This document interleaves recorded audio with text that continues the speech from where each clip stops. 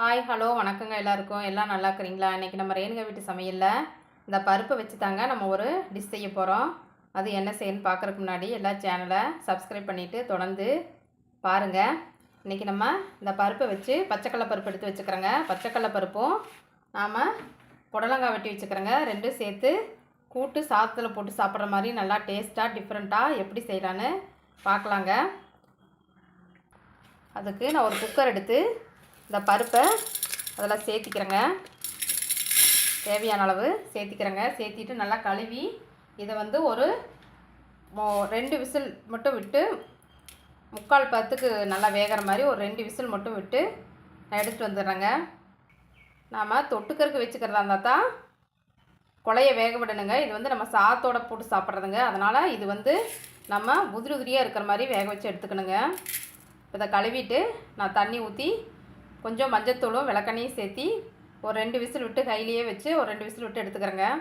பாருங்கள், பருப்பு கழுவி எடுத்துகிட்டு வந்துட்டு ஒரு 250 மில்லி தண்ணி சேர்த்துக்கிறேங்க. இந்த தண்ணி நம்ம கூட்டுக்கு அப்படியே சேர்த்திக்கலாங்க. இப்போ இதில் கொஞ்சமாக ஒரு 1/4 ஸ்பூன் அளவுக்கு விளக்கெண்ணெய் சேர்த்திக்கிறேங்க. விளக்கெண்ணெய் சேர்த்திட்டு ஒரு 1/4 ஸ்பூன் அளவுக்கு மஞ்சள் தூள் வந்து சேர்த்திக்கிறேங்க. சேர்த்திட்டு இதை நான் விசில் போட்டு 2 விசில் விட்டு எடுத்துக்கிறேங்க. பாருங்கள், இப்போ நம்மளுக்கு பருப்பு விசில் வந்துருச்சுங்க. இது எடுத்துகிட்டு நம்ம ஒரு கடாய் வச்சுக்கலாங்க. கடாய் வச்சு அடுப்பத்தை வச்சு ஒரு கடாய் வச்சு கடாய் காய்ஞ்சது நம்ம ஆயில் சேர்த்திக்கலாங்க. தேவையான அளவு நம்ம எண்ணெய் சேர்த்திக்கலாங்க. நான் வந்து தேங்காய் எண்ணெய் சேர்த்திக்கிறேங்க. செக்கெண்ணெய்ங்க, விலைக்கு வாங்கினதில்லை. அது வந்து ஸ்மெல் வருங்க நம்மளுக்கு சமையலுக்கு. நம்ம வீட்லேயே ஆட்டின செக்கெண்ணெய் தான் வந்து நல்லா இருக்குங்க டேஸ்ட்டாக. பாருங்கள், ஆயில் காய்ஞ்சிருச்சுங்க. இப்போ நம்மளுக்கு கரண்ட் வேறு போச்சுங்க, அதனால் கொஞ்சம் வெளிச்சம் கம்மியாக இருக்குங்க. கடுகு சேர்த்துக்கலாங்க. இப்போ இது கூட கடுகு சேர்த்துட்டு சின்ன வெங்காயம் வெட்டி வச்சுக்கிறத சேர்த்துக்கலாங்க.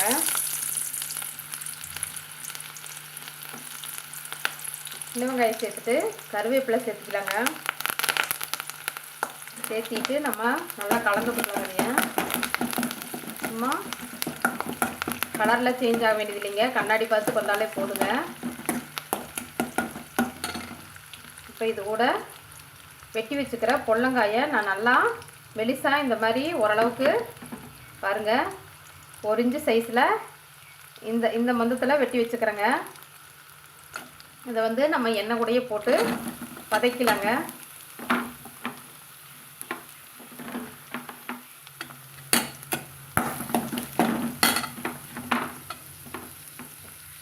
ஒரு நிமிஷத்துக்கு வதக்கலாங்க. இதைய பாருங்கள், ஒரு நிமிஷம் ஓரளவுக்கு வதக்கி விட்டு நம்ம வேக வச்சு வச்சுக்கிற பருப்பை வந்து அந்த தண்ணியோடவே இதில் சேர்த்துக்கலாங்க. நம்ம பாருங்கள், பருப்பு நல்லா உதிரி உதிரியாக வெந்து மட்டும் இருக்குங்க.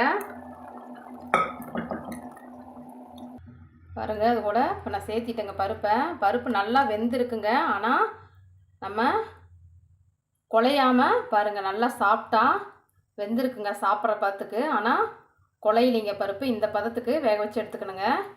குலைவாக வந்து நம்ம தொட்டுக்கருக்கு கூட்டு வைப்பாங்க காரம் இல்லாமல், அதுக்கு தான் வந்து குலைய வேக விட்டு எடுக்கணுங்க.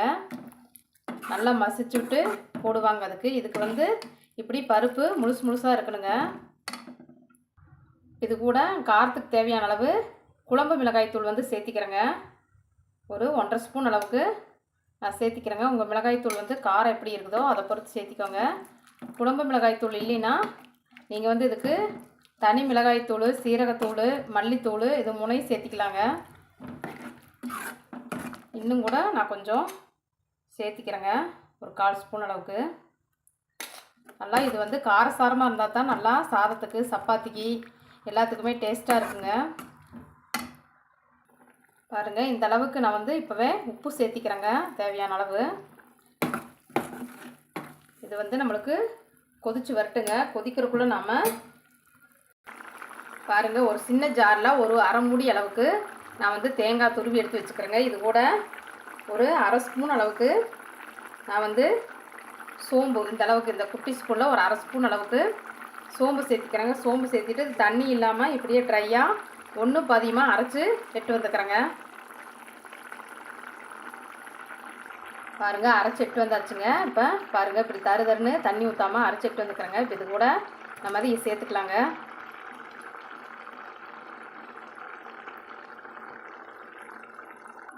பாருங்கள். இப்போ சேர்த்துட்டு நம்ம அதை கலந்து விட்டுக்கலாங்க. ஒரு சில கூட்டுக்கு வந்து சீரகம் சேர்த்தா நல்லா டேஸ்ட்டாக இருக்குங்க. ஒரு சில கூட்டுக்கு இந்த பெருஞ்சீரகம்னு சொல்கிற சோம்பு சேர்த்தா தான் நல்லா டேஸ்ட்டு கொடுக்குங்க. டேஸ்ட்டும் சுவையும் மணமும் கொடுக்குங்க.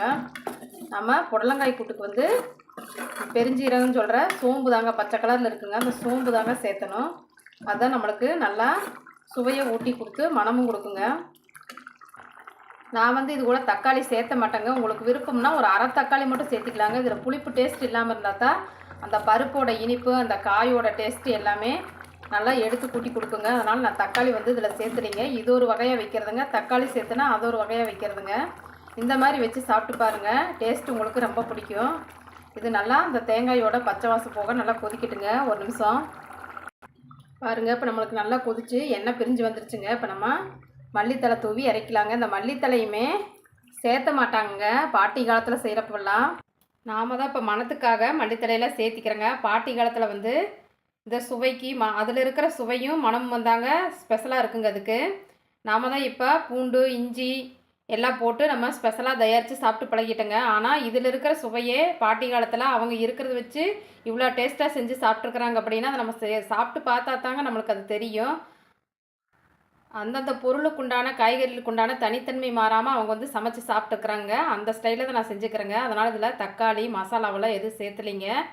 இந்த மாதிரி மட்டும் செஞ்சுக்கிறேங்க. நான் சிம்பிளாக செஞ்சாலும் நல்லா சுவையாக மணமாக நல்லா இன்னும் சாப்பிடணும் போல் தோன்ற அளவுக்கு நம்மளுக்கு டேஸ்ட்டாக இருக்குதுங்க. பாருங்கள், நம்மளுக்கு இப்போ சுவையான புடலங்காய் கூட்டு வந்து ரெடி ஆயிடுச்சுங்க. நம்ம சாதத்தோட, சப்பாத்தியோட எல்லாத்தோடையும் வச்சு சாப்பிட்லாங்க. பாருங்கள், பருப்பு நல்லா குழையவே இல்லைங்க. அப்படியே முழுசாக இருக்குதுங்க. அந்த காயும் வந்து நம்மளுக்கு வெந்திருக்குங்க. ஆனால் நல்லா குழையாதுங்க. பாருங்கள், நல்லா மசிஞ்சு ஓரளவுக்கு வெந்திருக்கு. ஆனால் குழையாதுங்க. இந்த மாதிரி தான் செஞ்சு சாப்பிட்டா நல்லா டேஸ்ட்டாக இருக்குங்க. எப்படி இருந்துச்சுன்னு நீங்களே வீட்டில் செஞ்சு சாப்பிட்டு பார்த்துட்டு கமெண்ட் பண்ணுங்கள், ஷேர் பண்ணுங்கள், சப்ஸ்கிரைப் பண்ணுங்கள். நாளைக்கு இன்னொரு சமையலில் நாம் சந்திக்கலாங்க. நன்றிங்க.